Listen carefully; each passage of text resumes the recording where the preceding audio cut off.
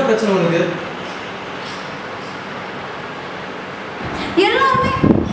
எல்லாருமே உன்னையே பாக்குறாங்க.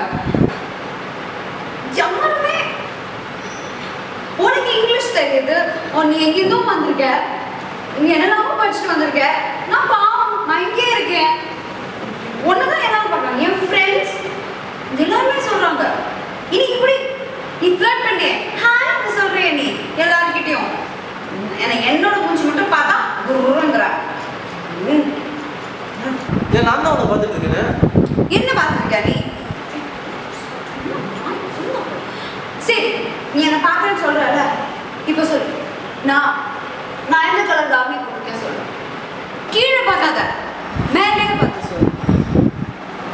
அது கூட தெரியாது பாரு.